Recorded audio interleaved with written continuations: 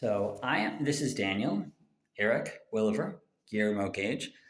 Since right now the time is 10:10 p.m. Eastern Time, that is 2025, September 23rd, I believe that Jimmy Kimmel guy has not gone on the air yet. Because it's not 11 like 11:35 p.m. yet. And an interesting activity I like to do is try to speculate how people would say things, before they say it, based on their behavior and such, based on how they think and how they talk normally. And sometimes I like to speculate if they believed or were convinced of a specific opinion, how they themselves would word it based on their previous values. Even if I don't think they would normally think that way, if they did think that way, how would they word it? And here's my take on that. My take is okay. So Jimmy Kimmel, either him or his writing team, got a critical fact totally wrong. Like 4 or 5 days ago, when on the Jimmy Kimmel show, he was trying to always make a jab at his ideological opponents, people that he doesn't agree with politically. And so he said the following sentence. It was something like, "Yeah, the MAGA gang are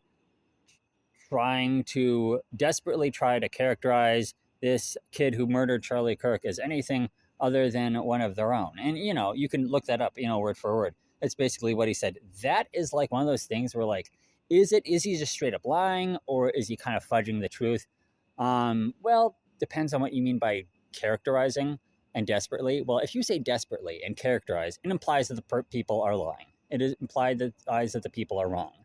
It implies that the guy who assassinated Charlie Kirk is a MAGA person. That is literally not true, unless he's just pretending and just hiding his beliefs, which is probably not the case.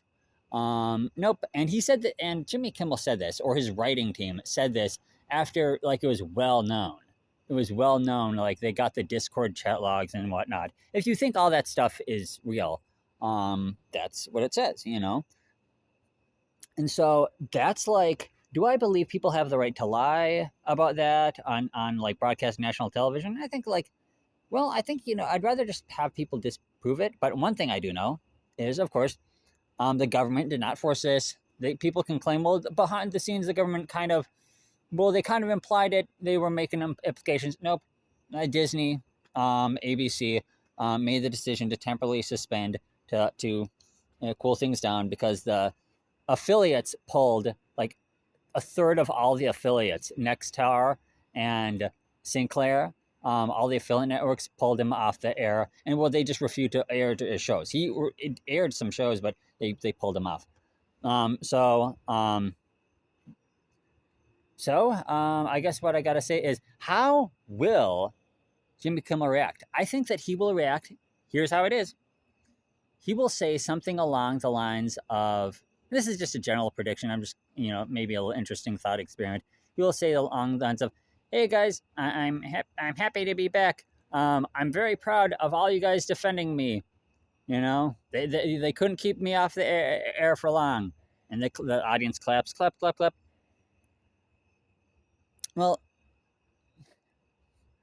Well, the reason why I came off the air is because me and people at Disney, I don't know if he'll say Bob Iger or something, or the actual full-blown CEO of Disney, we had some serious discussions, and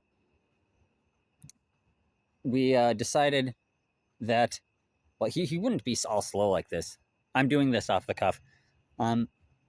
We had to address an issue in regards to something that I said 4 days ago. Hey, let's roll the clip. He's going to do the thing, and he's going to roll the clip about serious mischaracterizing the thing about, oh yeah, the MAGA gang is trying to desperately characterize this killer. And yeah, that caught a lot of flat. That caught a lot of flat, guys. And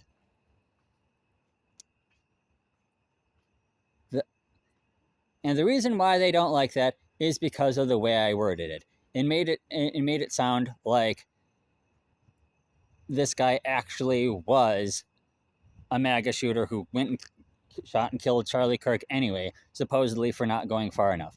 And I gotta say, we usually fact check stuff very closely, and as far as we're concerned, I still think that they were trying to desperately characterize this guy as not being MAGA. I think that's the truth. However, apparently you're supposed to also try to hint that, yeah, but they happen to be right on that one. He definitely was not MAGA, the actual shooter. And so a bunch of affiliates whined and complained and pulled me off. And I gotta tell you, these ABC guys, they are not the type to just fold under pressure if the FCC or if the government tries to tell them off the air. I'll tell you guys, I have utmost respect for Bob Iger, and I'm not just saying that. I am sincere. They worked with me very well, and we were under a lot of pressure from these syndicate networks. And those syndicate networks, it is their right to air whatever programming they want. These syndicate networks don't necessarily have to air our stuff. They can replace it with what they want.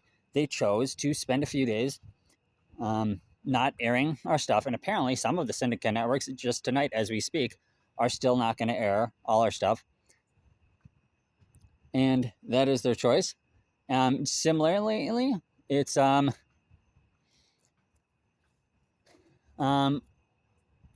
choice to, I think the thing that I was getting at is we get our shit.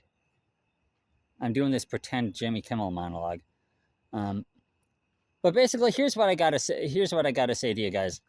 They're not making me apologize, in this very clinical, specific way. We're working together on how I need to address this issue. And the issue is sometimes I will say things that are not meant to be taken literally, and maybe we have to add that disclaimer to a lot of other people in even greater positions of power than me, teehee, and then the audience will do their canned laughter and stuff.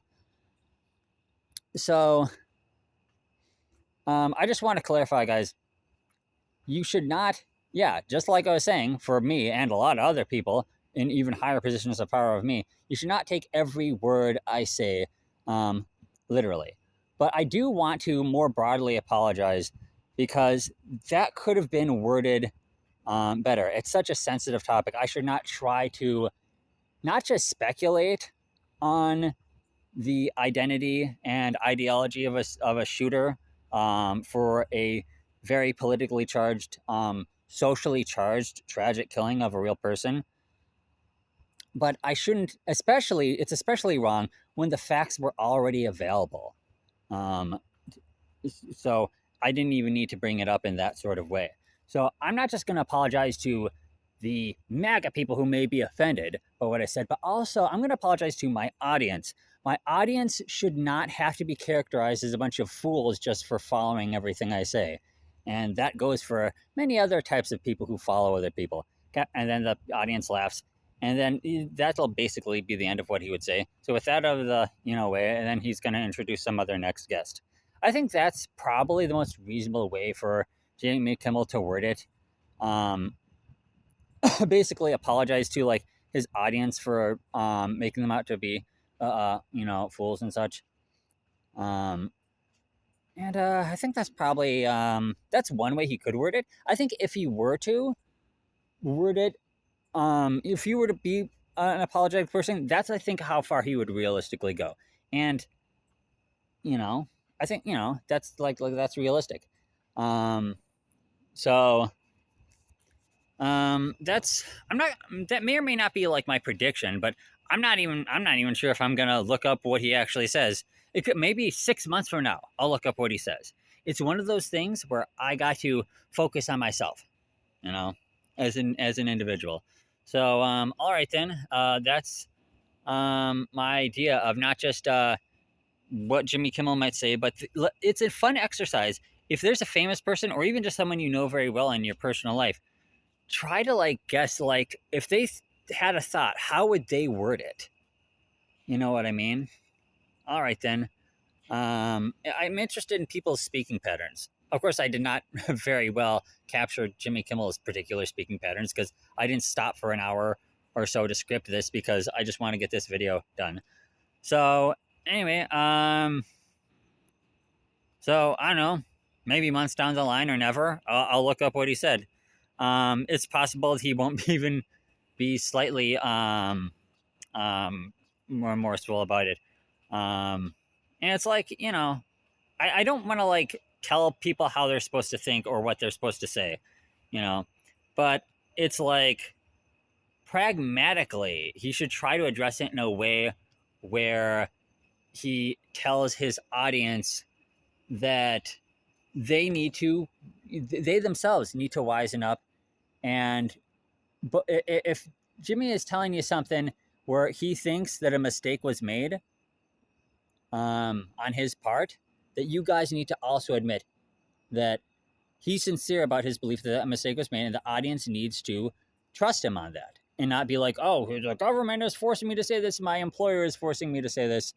In this case, I think that they gave the guy a slap on the wrist, and that if he's gonna talk about this type of charged stuff, he can't be a massive propagandist bullshitter. Is all. That's it. That's it. Just don't be like this massive propagandist bullshitter who just totally lies and says, "Oh, this demographic of people not only killed Charlie Kirk, they're trying to say it's anybody but them," when that's like knowingly a lie. And that's pretty much it. All right then. Bye for now.